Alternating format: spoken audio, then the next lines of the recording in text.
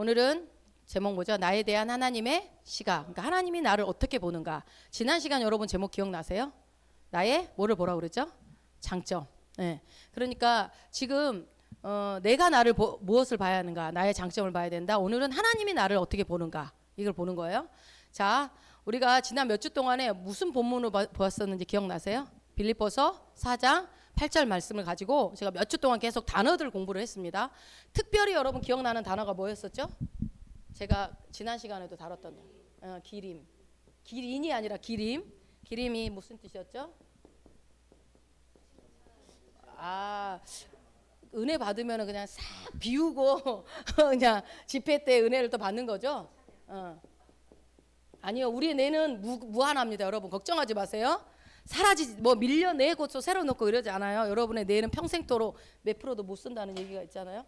이 기림이라는 단어를 가지고 계속 이제 그래서 요만큼이라도 칭찬할 거리가 있으면 여러분 찾아서 여러분 자신을 칭찬하십시오라고 했어요. 잘 안 되죠? 잘 안 됐을 거야. 왜 안 됐을까? 자, 보세요. 우리가 어떤 칭찬을 받았냐면 전전 시간에는요. 하나님이 내가 예수를 영접했다는 그 이유 하나만으로도 칭찬을 여러분들은 받습니다. 라고 했어요. 아마 처음 듣는 말이었을 수도 있겠어요. 근데 성경에는 이미 기록된 내용이죠. 그리고요. 나 스스로도 내가 잘한 점, 이때까지 했던 거 못한 거 말고 잘한 거 생각하고 내 장점을 자꾸 생각을 해라. 그래서 그게 성경적이냐?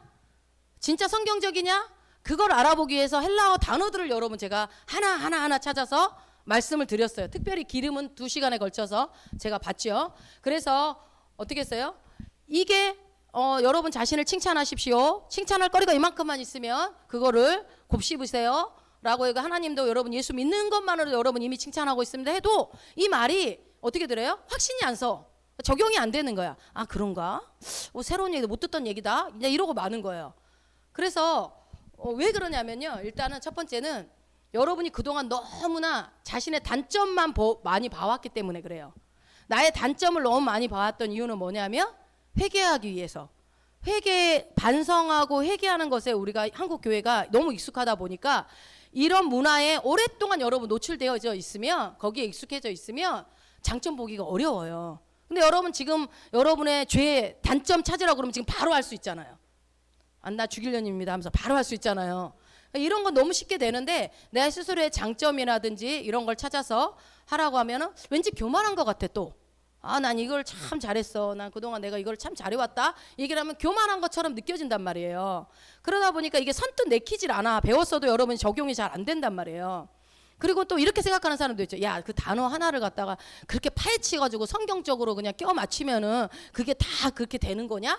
라고 생각하는 분도 혹시 있을지 모르겠어요. 그런데 여러분 오늘은 헬라어 단어 모르고 성경 여러 가지 번역본 안 보고 그냥 우리 개혁 한글 성경으로 한글만 읽을 수 있으면 다 이해할 수 있는 걸로 오늘 증명을 해드리도록 하겠습니다. 지금까지 했던 것을 총 마무리로 여러분의 확실하게 증명을 해드리겠습니다. 잘 들으세요. 자, 오늘 본문 히브리서 11장은 무슨 장인가요? 그렇죠. 믿음장이죠. 그러면 고린도전서 13장은 이거는 이제 수요예배 때 말씀드릴게요. 고린도전서 13장은 사랑장이죠. 그래서 히브리서 11장에는 그래서 믿음장이기 때문에 누가 나오죠? 믿음의 사람들이 쫙 나열돼 있어요. 근데 여러분 혹시 그런 생각 안 해보셨어요? 저는 이 장을 읽을 때마다 옛날부터 좀 이상하다 이런 생각 안 하셨어요? 저는 읽을 때마다 이상했어요. 왜 그러냐면 이 사람들이 앞에서 구약의 사람들이죠. 잘못한 거 되게 많거든요. 근데 잘못한 거는 하나도 기록 안 하고 잘한 것만 써놨어요. 그래서 그러니까 예를 들어 아브라함이 믿음의 조상이죠. 믿음의 조상. 아브라함이 불순종했어요, 안 했어요? 했어요. 잘한 건 한두 가지? 한 두세 가지? 잘한 건 한 두세 가지밖에 없어요. 솔직히 보면. 못한 거는요. 한 8가지. 10가지 중에. 그렇게 있는데 잘한 거는 한두 가지밖에 없고 못한 게 그렇게 많은데도 히브리서에는 못한 거 있어요, 없어요? 잘한 것만 기록돼 있어요. 히브리서 11장에.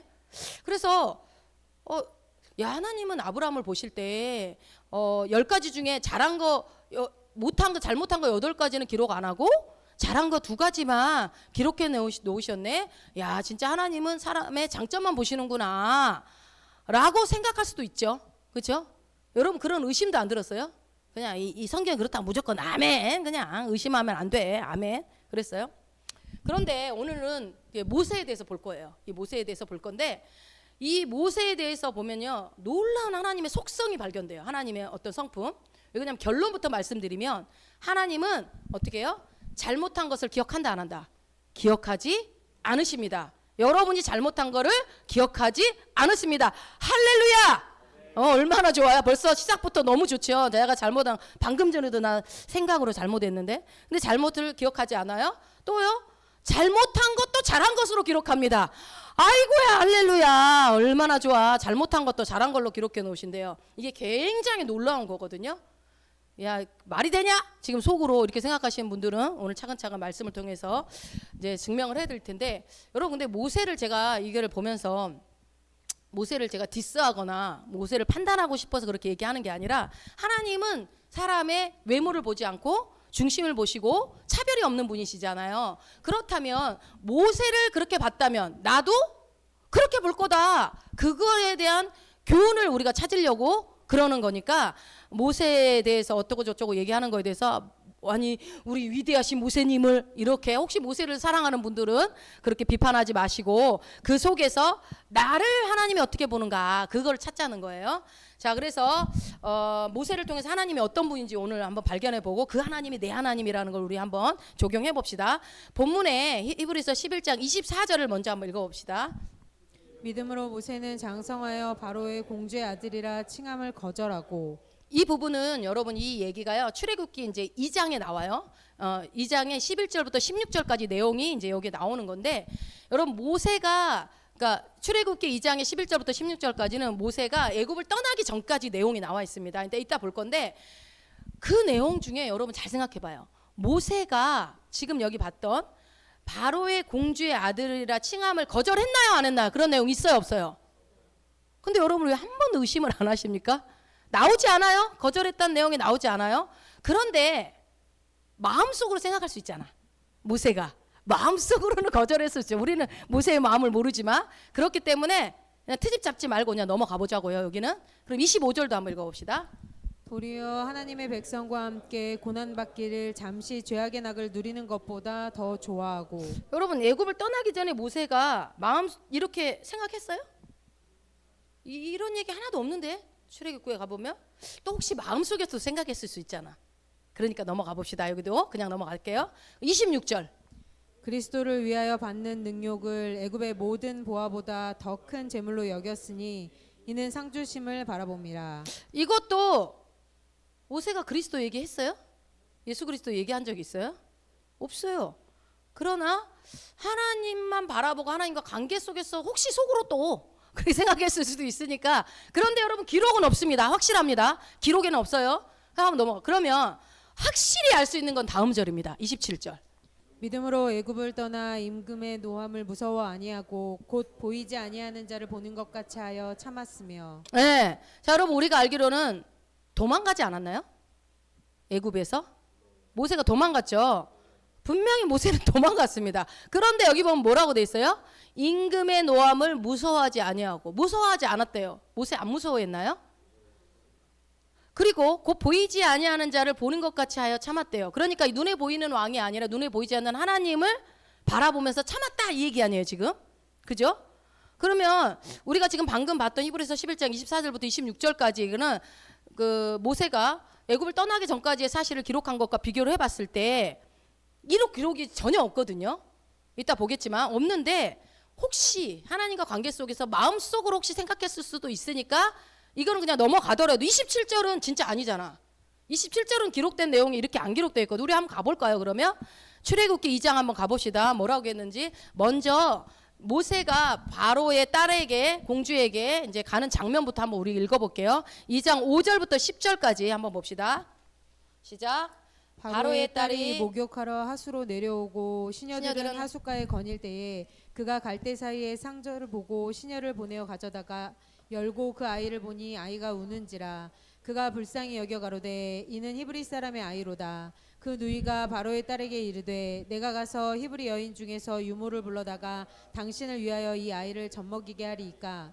바로의 딸이 그에게 이르되 가라. 그 소녀가 가서 아이의 어미를 불러오니 바로의 딸이 그에게 이르되 이 아이를 데려다가 나를 위하여 젖을 먹이라. 내가 그 삭슬 주리라. 여인이 아이를 데려다가 젖을 먹이더니 그 아이가 자라매 바로의 딸에게로 데려가니 그의 아들이 되니라. 그가 그 이름을 모세라 하여 가로되 이는 내가 그를 물에서 건져내었음이라 하였더라. 예, 보니까 출애굽기에 우리가 이 기록에 보면 태어난 지 석 달 뒤에 나일강에다가 띄우죠, 모세를. 그랬더니 애굽의 공주가 있는 대로 일부러 띄우죠. 그 누나가 기지를 발휘해 가지고. 그래서 사실 모세는 누가 키웠어요?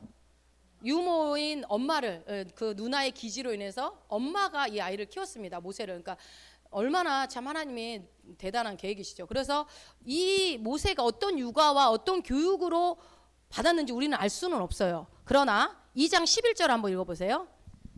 모세가 장성한 후에 한 번은 자기 형제들에게 나가서 그 고역함을 보더니 어떤 애굽 사람이 어떤 히브리 사람 곧 자기 형제를 치는 것을 본지라. 네, 여기 보니까 모세는 히브리인이었잖아요. 근데 자기 동족 히브리인이 고대에게 일하는 것을 보니까 자기가 속상한 거죠. 그러니까 히브리인의 정체성이 있었다는 것을 우리가 알 수가 있어요. 우리 동족이 저렇게 고통을 당하네. 그러면서 어쩌면 이 히브리 백성들을 애굽에서 끄집어내야 되는 사명을, 그 부르심이 나한테 있었다라는 것을, 특별히 자기가 왕국에 있으니까 내가 이렇게 우리 동족을 위해서 해야 될 일이 있지 않을까라는 것을 살짝 우리가 유추해 볼 수는 있어요. 자, 그런데 2장 12절부터 15절까지 한번 읽어봅시다. 좌우로 살펴 사람이 없음을 보고 그 애굽 사람을 쳐 죽여 모래에 감추니라. 이튿날 다시 나가니 두 히브리 사람이 서로 싸우는지라. 그 그른 자에게 이르되 내가 어찌하여 동포를 치느냐 하매 그가 가로되 누가 너로 우리의 주제와 법관을 삼았느냐. 내가 애굽 사람을 죽임같이 나도 죽이려느냐. 모세가 두려워하여 가로되 일이 탈로 되었도다. 바로가 이 일을 듣고 모세를 죽이고자 하여 찾은지라. 모세가 바로의 낯을 피하여 미디안 땅에 머물며 하루는 우물 곁에 앉았더라. 네, 보니까 앞부분에 보니까 히브리인 노예이잖아요. 히브리인 노예인데 모세한테 막 따지는 걸 보면서 저는 여기 읽을 때도 참 이상하다 생각을 했어요. 그쵸? 여러분들 읽을 때 그런 생각 안 했어요? 보면은 아니 그래도 모세가 진짜 혈통은 아니지만 애굽의 왕자잖아요. 공주의 아들로, 양아들로 들어갔으니까. 그런데 굉장한 권세를 누렸다 안 누렸다? 못 누렸던 것 같아요. 이걸 보니까 대단한 존재가 아니었다는 것을 우리가 추측할 수가 있어요. 그러면서 뭐라고, 야 네가 애굽 사람 죽인 것처럼 나도 죽이려냐 하고 하냐? 라고 감히 왕자에게 소리를 노예 주제에 이렇게 얘기를 하는 거 보면서 모세를 조롱했단 말이에요. 그걸 봤을 때 모세는 딱히 큰 대단한 권세가 없었다는 것을 우리가 알 수가 있고, 그래도 왕실의 왕자인데 왜 그럴까? 저는 여기 읽을 때마다 항상 좀 이상하다 그렇게 생각을 했는데, 어쨌든 그것을 자기 백성들을 위해 버리고 희생했다, 뭐 이렇게 해석이 가능한가? 그거는 아닌 것 같아요. 그죠? 자, 성경을 또 읽어보면 알겠지만 여러분, 구약은 옛 언약입니다. 그죠? 옛 언약. 그래서 어떤 역사적 사실이 많아요. 팩트라고 그러죠. 사실의 기록이에요. 역사적 사실. 주로 역사적 사실이 많습니다. 그런데 새 언약은 어떻게 해석을 하냐 이거예요. 그러니까 여러분, 우리가 성경을 이렇게 다른 내용들을 볼 때, 제가 예전에 한번 설명을 했는데 성경을 보는 관점을 가져야, 이 똑같이 구약 신약 이렇게만 보면 안 되고 구약의 관점과 신약의 관점을 보는데, 신약의 관점도 예수님이 십자가에 죽기 이전의 관점과 죽고 난 이후의 관점, 성령님이 오시고 난 이후의 관점으로 구별해서 봐야 된다라고 예전에 제가 설교했는데 기억이 나실려나 모르겠어요. 그런 것처럼 이 히브리서에 나와 있는 새 언약은 어떻게 해석을 하는지 우리가 잘 비교를 해서 보자고요. 자, 그래서 출애굽기 2장 방금 읽었던 14절에 보니까 모세가 뭐라고요? 두려워했다라고 나와요. 그죠? 모세가 두려워하여 가로되 탈로 되었도다. 그러니까 뭔 말이에요? 모세는 이제 큰일 났다. 내가 사람 죽인 거를 바로 왕이 알게 됐구나. 들켰네. 탈로 났네. 큰일 났다. 나 죽겠다. 이런 상황인 거예요. 그래서 15절에 어떻게 됐다고요? 모세가 바로의 낯을 피하였다는 거예요. 그 말은 무슨 말이에요? 도망갔다는 얘기죠. 피하였단 말이. 그러니까 지금 바로가 이 일을 듣고 모세를 죽이려고 하는 상황인 거예요. 그러니까 왕자인데, 근데 이것도 웃기잖아요. 여러분, 왕자인데 노예 하나 죽였다고 모세를 죽이려고 한다는 거 좀 이상하지 않아요? 그러니까 그렇지. 그러니까 애굽 왕국에서는 별로 권세가 없었어요. 모세는 없었고, 그래서 여러분 보면 여기서 모세가 바로의 낯을 피하였다라는 것을 단순히 낯을 피했다고 보면 안 되고, 이 피하여라는 단어가 영어로는 플리거든요. 플리. 근데 이 뜻이 무슨 뜻이냐면 도망하여라는 뜻이 있어요. 근데 이게 어디에 쓰였는지를 성경에서 찾으면 여러분 느낌이 빡 올 거예요. 제가 읽어드릴게요. 야고보서 4장 7절에 똑같이 이 단어가 쓰입니다. 도망갔다는 거. 그런즉 너희는 하나님께 복종할지어다. 마귀를 대적하라. 그리하면 너희를 피하리라. 자, 그러니까 뭐예요? 이 플리라는 말은, 이 단어는 낯을 피하여라는, 이 피하여라는 게 어떻다고요? 마귀를 대적하라. 그리하면 너희에게서 도망가리라. 예, 도망가. 마귀가 도망간다는 뜻으로 이 플리라는 단어를 쓰거든요. 똑같이 쓰는 단어예요. 그러니까 뭐예요? 모세가 바로의 낯을 피했다는 말은 도망갔다는 얘기죠. 어디로? 미디안으로. 예, 우물가에 앉아있는 처량한 신세가 됐잖아요. 그러니까 바로의 낯을 피해 도망가서 미디안 땅에 머물렀다. 여러분 미디안 땅에 가려면 애굽에서 어떻게 해야 돼요? 나가야 될 거 아니에요. 나가야 될 거. 그러면은 뭐 기분 좋게 나갔겠습니까? 도망쳐서 나간 거죠. 그래서 도망갔다는 말은 뭐예요? 두려워했다는 거겠죠. 두려웠으니까 도망가죠. 두렵고 무서워했다. 모세는 신세 자체가 두렵고 무섭고 쫓겨가는 신세, 도망자 신세가 된 겁니다. 이게 사실인데 새 언약에는요, 히브리서에는요 어떻게 기록됐다고요? 다시 우리 봤지만 좀 전에 본 거 다시 한번 가봅시다. 히브리서 11장 27절 한번 다시 읽어봅시다. 시작. 믿음으로 애굽을 떠나 임금의 노함을 무서워 아니하고 곧 보이지 아니하는 자를 보는 것 같이 하여 참았으며. 아니 모세가 믿음으로 애굽을 떠났대요, 여러분. 믿음으로. 모세가 언제 믿음으로 떠났어요, 여러분? 방금 읽어봤잖아요. 자, 아까 출애굽기 2장 15절에 뭐라고 했어요? 모세가 바로의 낯을 피하여 도망하여 갔다고 돼 있는데 여기서는 뭐라고요? 도망가서 상상을 해봐요, 여러분. 막 죽기 살기 도망가가지고 미디안 우물가에 앉아서 아이고 앉아있는 모세를 한번 상상해 보세요. 얼마나 처량해요, 왕자가? 엄청 처량한 시사죠. 그런데 세상에 지금 히브리서에서는 뭐라고 기록해 돼 있어요? 임금의 노함을 무서워 아니했다. 이상하다, 그죠? 왕이 화를 내서 그 얼굴을 피해서 미디안까지 도망간 그 사람이 왕이 노한 걸 무서워하지 않았다? 여러분 이렇게 됐을 것 같으면 모세가 이렇게 표현했을 것 같으면 적어도 출애굽기에 이렇게 나와 있어야 되잖아요. 왕이 화가 났다고? 응? 난 상관없어. 괜찮아. 하지만 나는 믿음으로 애굽을 떠날 거야 하는 구절이 나와야죠. 출애굽기에. 이 히브리서의 기록이 이렇게 되려면 그렇게 나와 있어야 되는데 그런 말이 하나도 없어요, 출애굽기에는. 자, 오히려 모세는 그 히브리 노예의 그 말 한마디에, 그 노예의 말 한마디에, 그 노예가 어떤 노예인지 모르지만 노예인데 뭐 별다르겠어요? 근데 우이쿠야 이거 내가 나 탈로 났구나, 나 끝장 났구나, 이렇게 하면서 벌벌벌 떨면서 죽으면 죽기 싫어가지고 도망간 이 모세가, 바로에게 잡히면 난 죽어 하면서 도망간 이 모세를 바로를 피해 도망친 이 모세를 뭐라고요? 그리고 나서 이제 어쨌든 모세는 미디안 땅으로 가서 누구를 만나죠? 이드로를 만나죠. 이드로의 딸이 누구죠? 시포라라는 와이프를 얻게 되죠. 그게 출애굽기 2장 16절에부터 21절까지 이제 스토리가 쭉 나오는데요. 그런 신세라고요. 쫓겨가서 왕자는 본인이 선택해서 공주를 만나서 결혼할 수 있는 신세인데 양치는 사람의 그냥 처량한 신세, 처량한 여자를 만나서 결혼했다고요. 정말 처량한 신세가 됐죠. 그런데 히브리서에서는 그렇게 기록하지 않고 있다. 자, 여러분들이 그동안 성경을 읽으면서 얼마나 이게 궁금했는지는 모르겠지만 오늘 그 의문이 풀렸으면 좋겠어요. 자, 그러면 위에 히브리서 11장은 믿음장이라고 해서 믿음의 사람들이 쫙 기록이 되어 있는데, 아브라함이 이제 기록을 보면 아브라함도 10가지 중에 8가지를 못했단 말이야. 2가지 잘했어요. 그런데 뭐 하나님은 8가지 잘한 것만 기록하고 2개는 참 기록도 안 하시고 잘 못한 기록도 안 하고 참 좋으신 하나님이다, 이 정도로 우리가 생각을 했다면 모세는요 더 심해요. 그죠? 모세는 더 심해요. 도망가서 바로의 낯을 빼서 도망간 존재로 비겁하게 도망갔고, 거기서 무려 몇십 년? 40년 동안 양을 치면서 그냥 숨어 살았어요. 모세가 얼마나 소심했는지 아시겠죠? 그래서 우리는 막 지팡이 든 모세, 막 홍해바다 가는 모세만 기억하는데 요 장면 한번 생각해 보라고요. 그런 처량한 신세가 됐단 말이에요. 그러면 언제 모세가 믿음으로 떠났냐고요? 언제? 27절에 대해서 우리가 알고 나서 27절의 내용이 다르다는 것을 우리가 알고 나서 24절부터 다시 보면은 그 위에 것도 우리가 아까 속으로 혹시 그렇게 생각하지 않았을까요? 라고 했던 것도 사실은 의심스러워. 하나님이 그냥 해석한 거 아닐까요? 진짜 속으로 그리스도를 생각하고 막 바로 공주의 칭함을 받기를 거절하고 이런 것들이 진짜로 그 모세의 생각이 아니라 그냥 하나님이 그렇게 봐준 거 아닐까?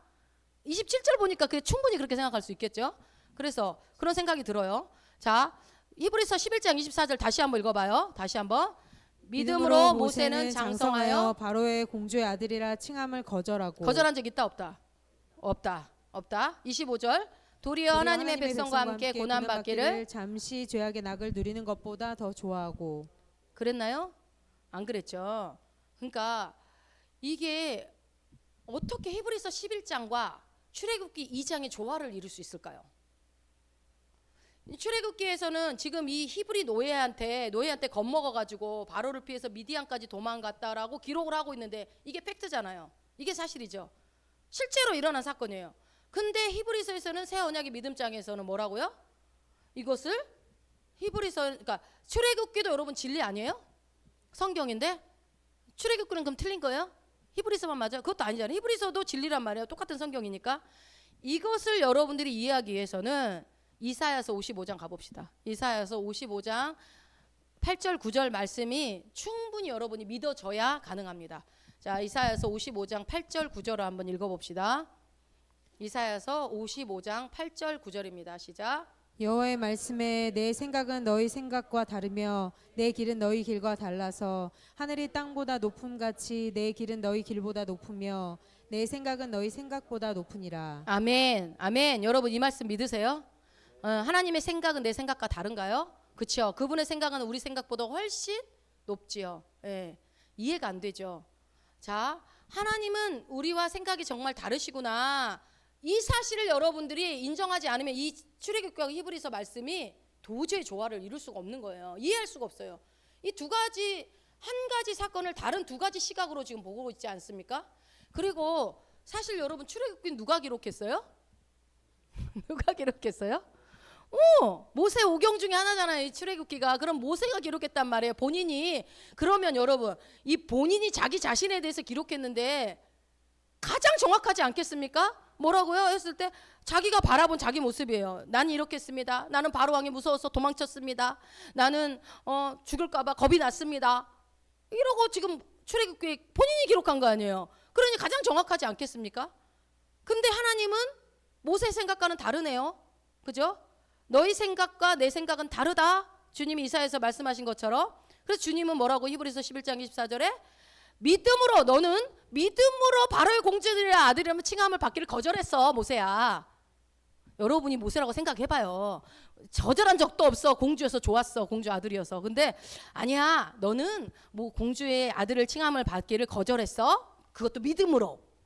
또 25절 보면서 너는 말이야 하나님의 백성과 함께 고난받기를 잠시 죄악의 날을 누리는 것보다 더 좋아했다. 모세야 너는 또 얘기해요. 그리고 너는 말이지 히브리서 11장 26절에 그리스도를 위하여 받은 능력을 예고의 모든 보화보다 더 큰 재물로 여겼고 너는 상주는 나를 바라봤어. 모세야. 하나님이 지금 그렇게 얘기하고 있는 거예요. 이거 누구의 평가예요? 모세를 향한 하나님의 평가. 출애굽기는 자기 자신에 대한 자기 평가. 여기는 평가죠. 그래서 히브리서 11장 27절에 믿음으로 애굽을 떠나 임금의 노함을 무서워 아니하고 곧 보이지 아니하는 자를 보는 것 같이 참았으며 참았다라고 나오죠. 너는 왕이 무서워서 떠난 게 아니야. 이제 해석을 하면요. 너는 믿음으로 애굽을 떠났고 너는 그때 왕의 노함을 무서워하지 않았어. 왜? 넌 나를 바라봤거든. 여러분 여태까지 읽었던 성경이 지금 처음 읽는 것 같죠? 자, 여러분 지금 하나님이 완전히 거짓말 하시는 거 아니에요? 솔직히 말해봐요. 거짓말이잖아요. 우리 비교해 봤잖아요. 앞에서 출애굽기랑 지금 히브리서랑 우리의 이성과 논리로는 이거 완전 하나님이 거짓말쟁이시죠. 히브리 기자가 그래서 미상인가? 작자 미상인가? 거짓말이잖아. 거짓말. 그런데 하나님은 아까 이사야서 55장 말씀처럼 우리의 시각과 하나님의 시각이 다르다는 거예요. 다르다는 거. 오늘 제목 다시 한번 읽어볼까요? 나에 대한. 그러니까 여러분 자신이 여러분을 보는 것과 하나님이 여러분을 보는 시각이 같다 틀리다. 다르다는 거예요. 이사야서 55장 8절 9절 말씀에 내 생각은 너희 생각과 다르다고 했잖아요. 다르다고요. 내 생각은 너희 생각보다 훨씬 높다라고 돼 있어요. 그러면 이게 믿어지지 않으면 이게 와닿지 않는 거예요. 저는 그동안 사실 계속 읽으면서 좀 이상하다. 그냥 그러면서 이제 설교를 들을 때 가끔 막 뭐 아브라함은 믿음으로 이렇게 했으면 앞에서 보면 믿음으로 안 갔던데 왜 자꾸 저렇게 설교하시지? 항상 저는 이게 궁금했거든요.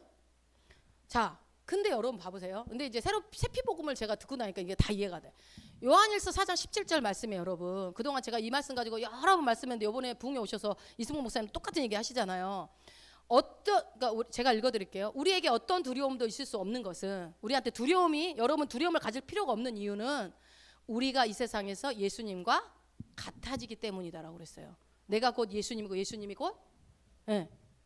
그래서 우린 두렵지 않다라는 거예요. 이게 요한일서 4장 17절에 기록됐거든요. 내가 곧 예수님이고 그러니까 예수님이 나를 본인 자신처럼 나를 보고 있다라는 거죠. 그럼 하나님은요? 하나님도 나를 볼 때 예수님을 보듯이 나를 보신다는 거예요. 근데 이게 안 믿어져. 그러니까 두려운 거예요. 우리가. 자, 그러니까 우리가 말씀을 볼 때 내가 너한테 이미 채찍에 맞음으로 나음을 입었어. 넌 아플 수 없어.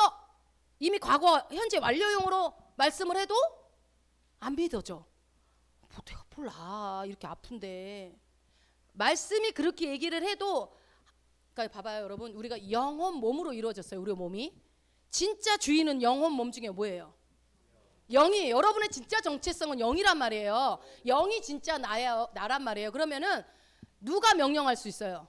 영이 명령할 수 있어요. 혼이 명령할 수 없어요. 혼은 내 생각, 감정, 내 의지 이걸로 내 어떤 영의 실체들을 거부할 수 없다고요. 자격이 없어요. 주인이 원래 주인이 영이기 때문에. 그러면 뭐 영이 어떤 건지를 여러분이 알고 그 영으로 명령을 하는 거죠. 내 혼과 몸에. 그러면 내 몸이 아파요. 근데 영은요 아플 수 있어요 없어요? 하나님의 예수 그리스도의 영은 아프지 않습니다. 그렇기 때문에 내 아픈 몸한테 명령할 수 있어요. 뭐라고요? 야 아프지 마.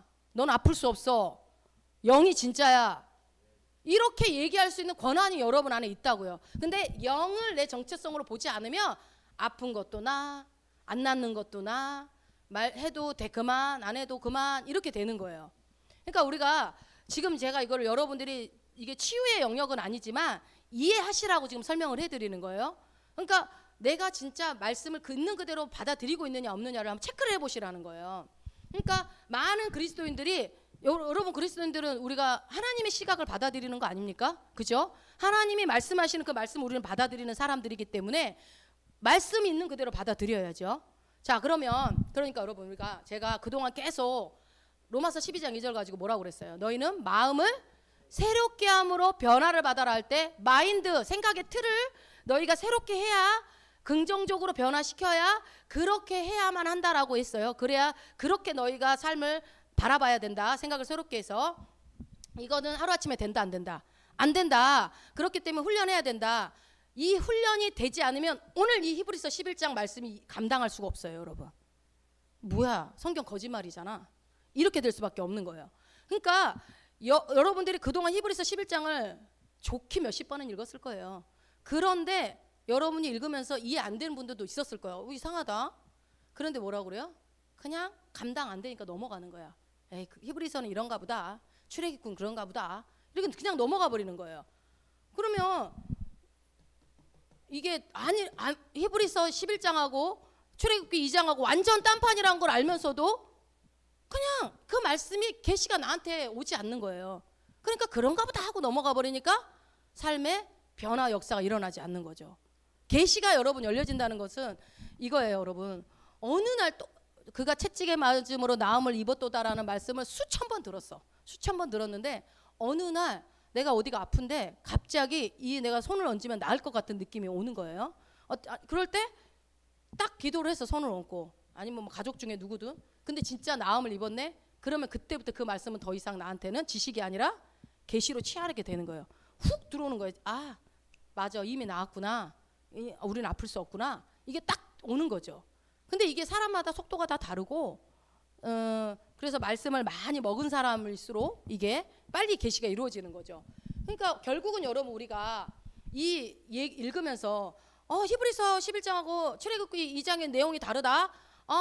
그러네 하고 넘어가는 게 그런가 보다 하고 의심하면 안 돼. 이러면 안 되고, 우리가 결국은 성경을 몇 장을 읽었냐, 몇 독했냐가 중요한 게 아니잖아요. 뭐예요? 이걸 보면서 하나님은 우리랑 보는 게, 상황을 보는 게 다르네. 다르게 보시네.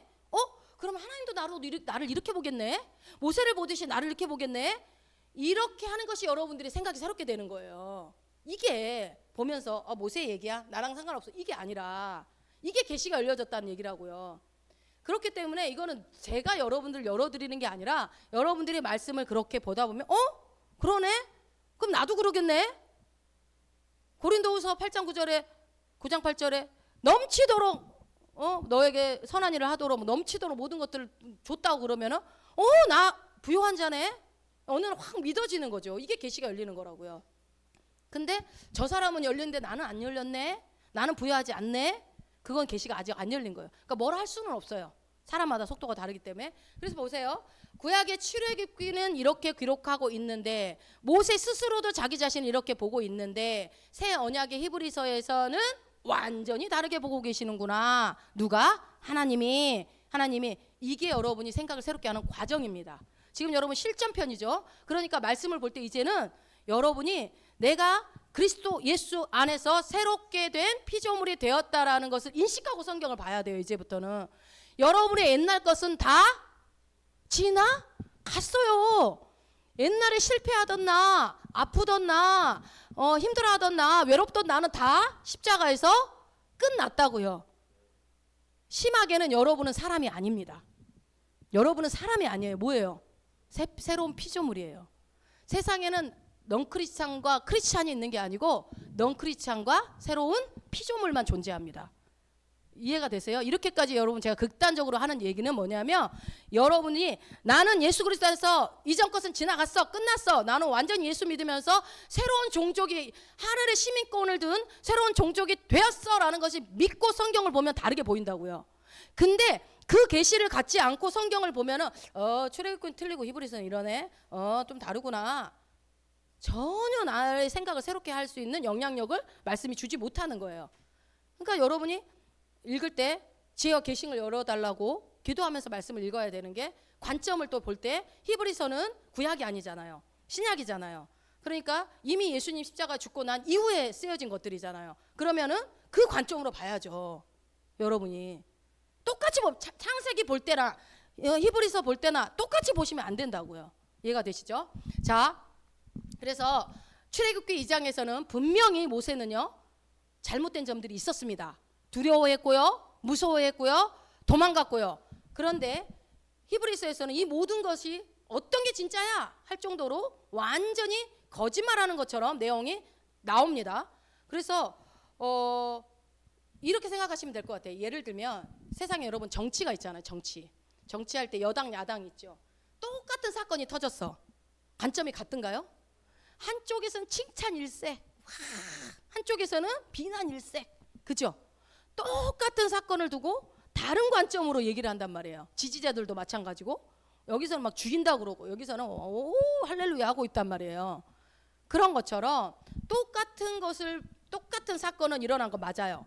모세가 거기서 두려워서 도망갔고 미디안에 가가지고 40년 동안 양을 친 거 다 맞아요. 역사적 사실이에요. 그런데 하나님은 그거를 도망간 걸로 보지 않았다고요. 하나님은요 똑같은 사건, 실제로 일어났던 그 사건을 갖다가 뭐라고 하냐면, 너 도망간 거 아니야, 너 그거 믿음의 발걸음이었어 라고 얘기를 해주는 거예요. 완전히 다른 시각으로 봐주는 거예요. 그러니 여러분 이게 믿어지냐고요. 이게 믿어져요? 근데 제가 저번에 한번 그 말씀 드렸잖아요. 제가 이제 목사 안수 받기 전에 안 받는다고 튕기고 있을 때 하나님이 오셔서 저한테 말씀하신 게, 야, 너 서정이 아플 때 그 힘든데 네가 믿음으로 잘 이겨내줘서 내가 너한테 선물을 준다 이러면서 이 목회자의 길을 가라고 얘기를 하셨다고, 이게 선물이라고 그랬다고 그랬잖아요. 그래서 저는 무슨 선물입니까? 라고 했을 때 이것만 이제 선물에만 제가 집중을 하고 있었었는데 지금 이제 이해가 돼요. 저 그때 저 믿음으로 버티지 않았습니다. 불평만 했고요. 왜 나한테 이런 일이 일어납니까? 했고요. 징징징징 거렸고요. 막 도대체 언제 낫는 거야 애가 막 힘들어 했고요. 막 기도하기도 때로는 싫었고요. 막 교회도 다 때려치고 싶은 마음까지는 없었지만 어쨌든 힘들었어요. 하나님 너무하다는 생각했고 원망 많이 했고요. 제가 믿음으로 버텼다고요? 주님은 아시지. 근데 주님은 저한테 뭐라고 했냐면 네가 참 믿음으로 잘 견뎌줘서 고맙다 이러시더라고요. 내가 그랬나? 너무 오래 지나갔고 내가 그랬나? 했는데 이게 보니까 그 팩트는 불평불만이었는데 하나님이 그렇게 나를 보신 거예요. 너는 믿음의 길을 걸었다? 선물 줄게. 이게요. 제가 이 말씀을 모세의 말씀 보면서 이게 주님은 나를 그렇게 보셨구나. 그때 사실 제가 약간 의심은 있었어요. 너 옛날에 너 이럴 때 힘들 때 잘 버텨줘서 고맙다 그러는데 난 버텨주지 않았는데 교회도 빠지고 안 나가고 막 도망가고 막 계속 원망하고 막 그랬는데 이상하다. 근데 이제 이게 이해가 되는 거예요. 내가 보는 시각과 내가 나를 보는 시각과 하나님이 나를 보는 시각이 이렇게 달라요. 여러분 이렇게. 그 하나님이 나의 아버지. 와 할렐루야 너무 감사하죠. 여러분 여러분도 하나님께서 나를 그렇게 보고 계신다는 것을 믿으십니까? 안 믿어지죠? 안 믿어질 거야. 근데 믿으셔야 할 겁니다.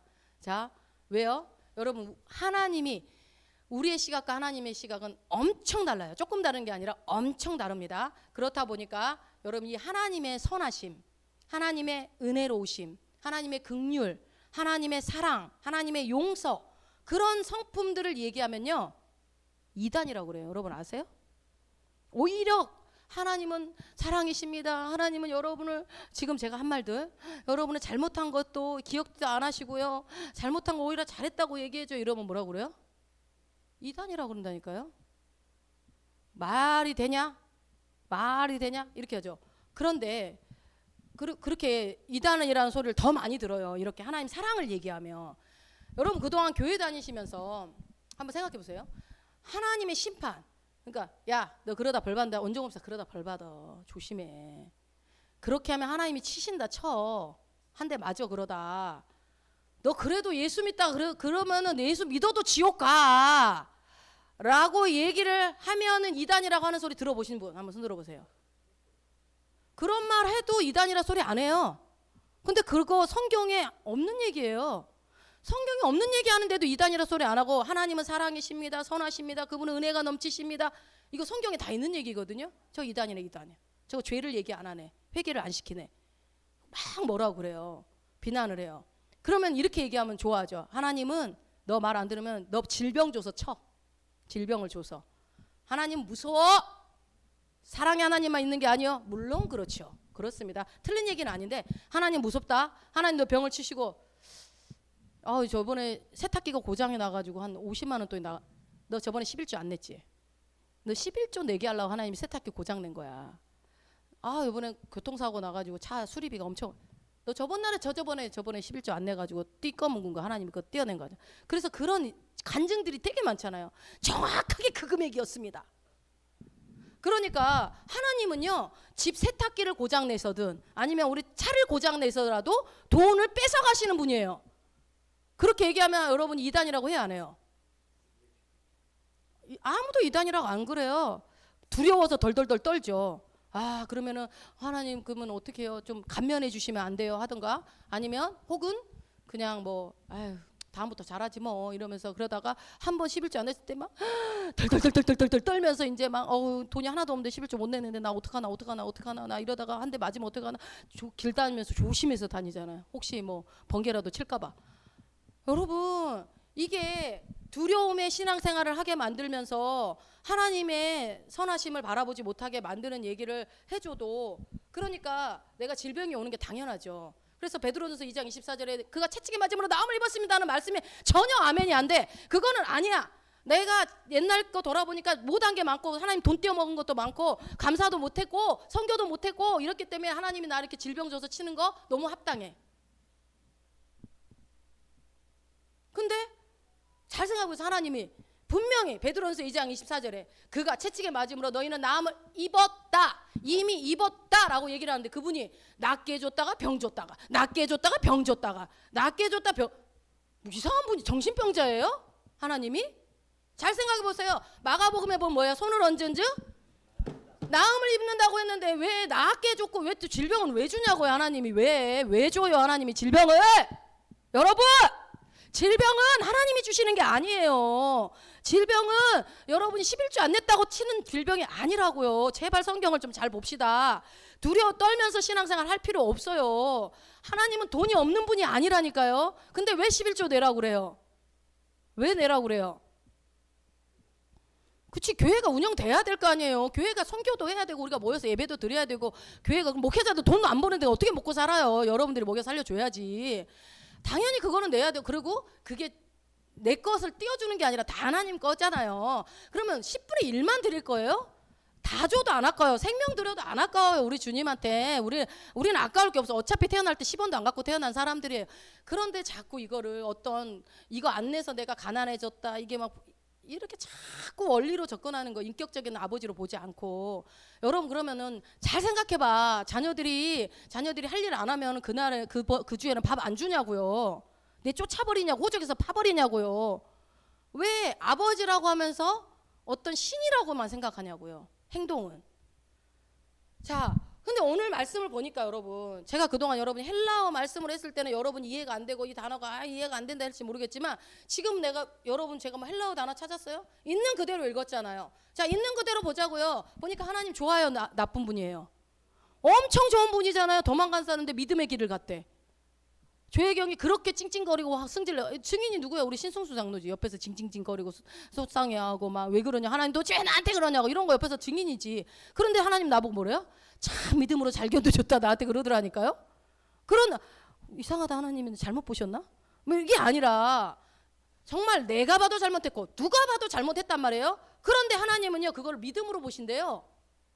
근데 하나님은 시작과 끝이잖아요. 하나님은 미래를 다 보고 계시는 분이기 때문에, 에서랑 야곱이 뱃속에서 나올 때 에서는 이렇고 야곱은 이렇고 하면서 우리가 하나님은 처음부터 애들이 뭘 안다고 그 깐난쟁이들을 미워하고 누구는 사랑하고 야곱은 사랑했느니라 이렇게 나오잖아요. 그거를 여러분들이 그러니까 이해를 못하니, 하나님은 에서의 끝도 보고 알고 계시고 야곱의 끝도 다 보고 계시는 분이기 때문에 그렇게 말씀하실 수 있어서 성경에 그렇게 기록된 거지. 하나님이 그 깐난쟁이 애기를 보고 너는 붉으니까 믿고 흑하니까 사랑하고, 이게 아니라니까요. 그렇게 생각을 하면 믿음으로 결국은 모세가 갔잖아요. 결국은 그 발걸음이 믿음의 발걸음이 된 걸로 되었잖아요. 그러니까 하나님은 이미 우리의 인생의 끝자락을 보고 이 기록을 하시는 거기 때문에 충분히 가능하다, 이렇게 생각합니다. 그러니까 여러분에게 하나님이 내가 너를 믿음으로 칭찬한다 그러면은 여러분은 믿음으로 승리하는 자인 거예요. 이미 그렇게 보고 계신 거죠. 그러니 이 하나님은 믿음으로 우리를 보시고, 하나님의 은혜와 긍휼과 사랑이 얼마나 큰지 봅시다. 하나 더 봅시다. 이사야서 43장 25절.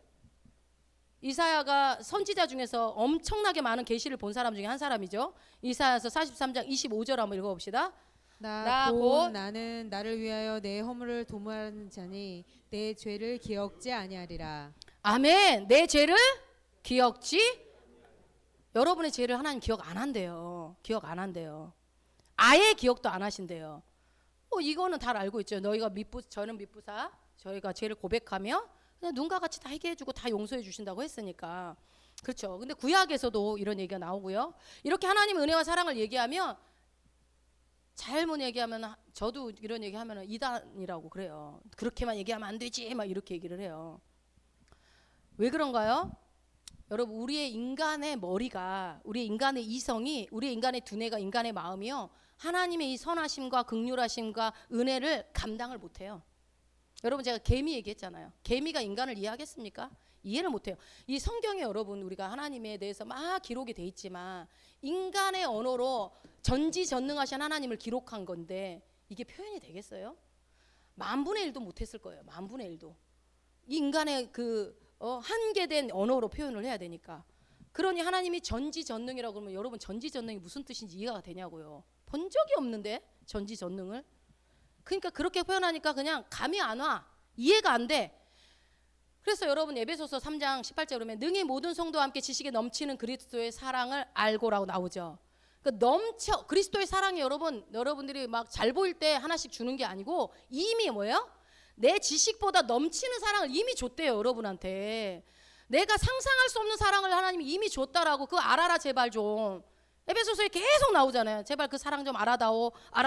내가 너를 넘치도록 사랑한다 하는데 감당이 안 돼요. 받아본 적도 없고 상상도 안 되고 내 옛사람에 붙들려 가지고 나는 그런 사랑을 받을 자격이 없는 것처럼 느끼는 거예요.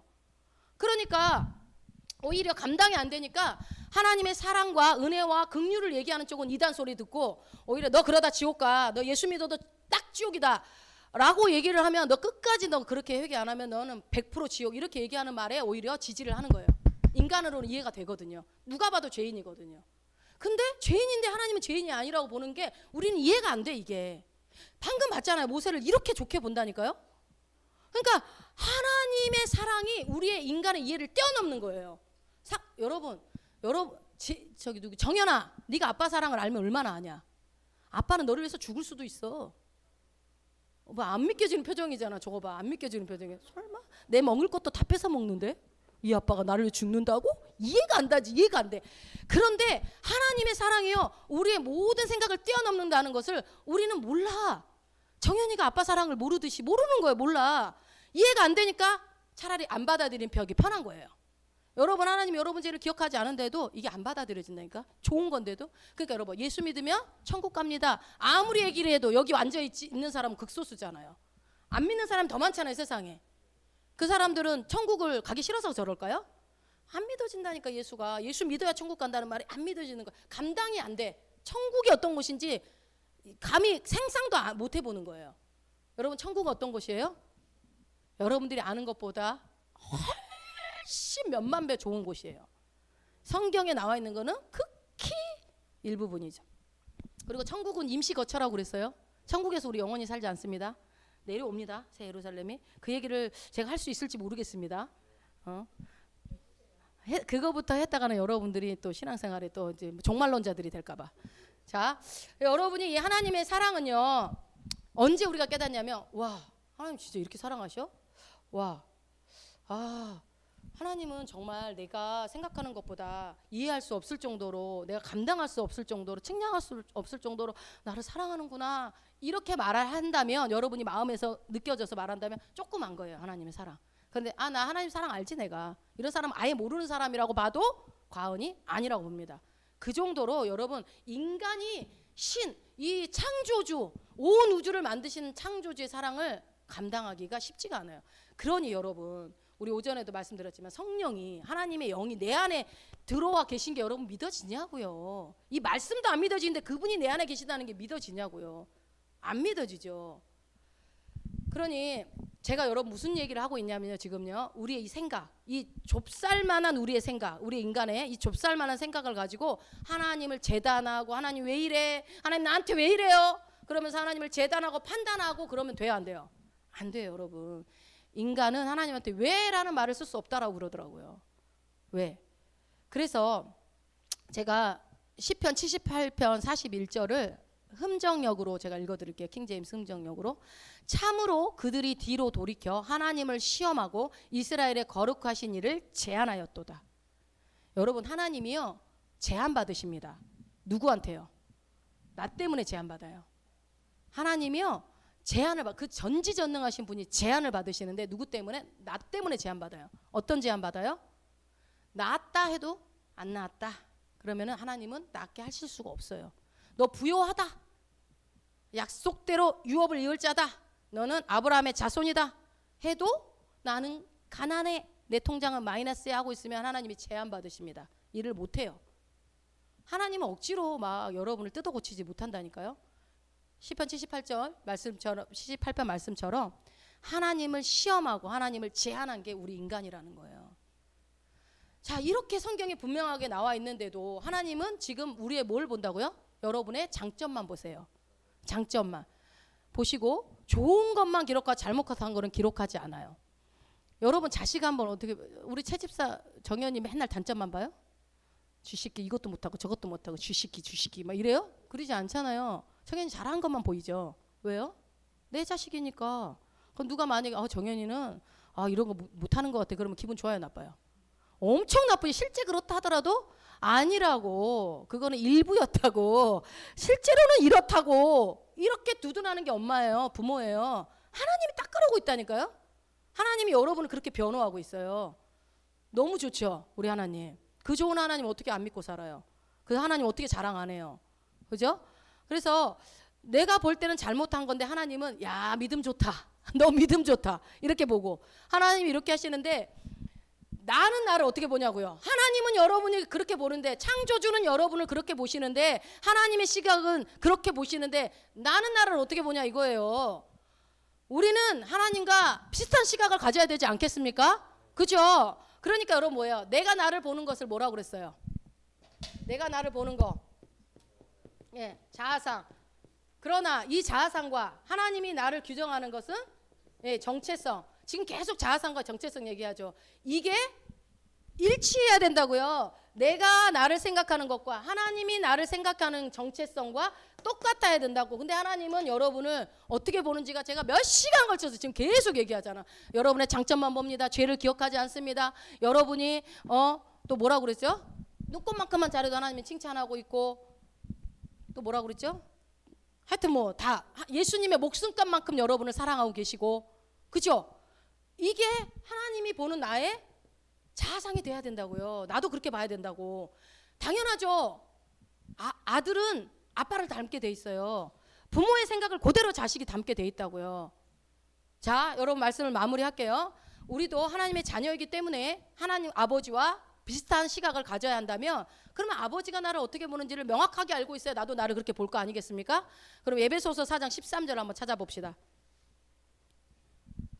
자, 1, 2분만 집중하시고 마무리하겠습니다. 에베소 4장 13절을 우리 큰 소리로 같이 합독하겠습니다. 에베소서 4장 13절입니다. 시작.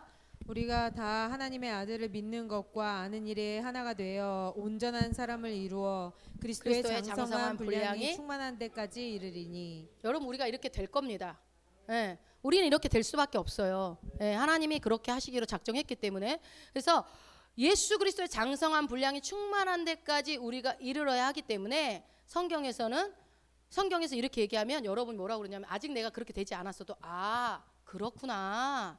내가 아프지만 나는 안 아픈 자구나. 가난하지만 난 부유한 자구나. 자꾸 알려주세요, 본인한테. 영으로 말을 하시라고요. 영에서 오는 감동으로 내 혼과 몸에게 알려주는 거예요. 그러니까 여러분 제가 이제 그러니까 될 수 있으면 여러분들이 어떤 나쁜 것들은 입으로 발설하지 마세요. 이게 말에 힘이 있기 때문에 차라리 아이고 아프다, 나도 모르게 아이고 아프다 이렇게 나왔어도 그러나 나았습니다로 마무리를 꼭 지으시라고요. 제가 이게 막 비 올라 그러니까 막 이쪽 무릎이 또 막 묵직한 거예요. 옛날 같았으면 아이고 날씨가 이러니까 묵직하다, 아이고 무릎이 날 정확하네 이렇게 얘기했을 거예요. 제가 입 밖에도 안 꺼내잖아요. 그러면서 계속 기도하는 거야. 나는 예수님이 채찍에 맞음으로 나았어. 난 하나님의 신성한 건강을 누려. 혼자 다니면서 계속 제가 저한테 알려주는 거예요. 너는 아프지 않아. 너는 건강해. 그 건강을 주님 오시는 그날까지 누릴 거야. 계속 저한테 알려줘. 누가 알려줘요? 내가 알려줘야지 나한테. 내 혼이 모르고 있으니까 내 혼한테 알려주는 거야. 영이 계속. 나는 지지리도 가난해. 뭘 가난해? 나는 부요하신 예수 그리스도가 내 안에 계시기 때문에 나는 항상 부요한 자야. 알려주세요. 그러면은 그대로 되어집니다. 예, 원래 그런 자기 때문에 이미 되었지만 되어진다라고 표현을 하는 것뿐이에요. 자, 여러분 오늘 말씀을 충분히 이해하고 받아들이셨는지 모르겠어요. 아마 근데 이것도 시간이 걸릴 거라고 저는 봅니다. 왜냐하면 이거는 인간의 말로 말하기가 참 이해가 힘든 부분이고 어려운 부분이거든요, 이게. 그래서 여러분이 출애굽기 2장과 이 히브리서 11장 모세에 대한 평가 부분을 이제 앞으로 읽으실 때 비교를 해보시면서 하나님은 차별 없으시니까 나 또한 나를 보실 때도 이렇게 잘한 것만 보고 잘못한 것은 하나님의 시각으로 잊어버리시거나 기억도 안 하시고 잘했다고 칭찬해 주시는구나.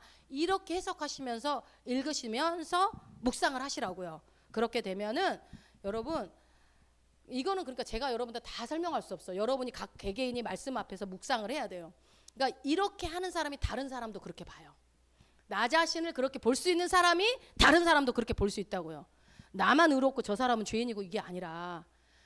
그래서 오늘 하나님은 내가 잘한 것만 기억하신다는 것을 저는 이 성경적으로 충분히 여러분에게 증명했다고 생각합니다.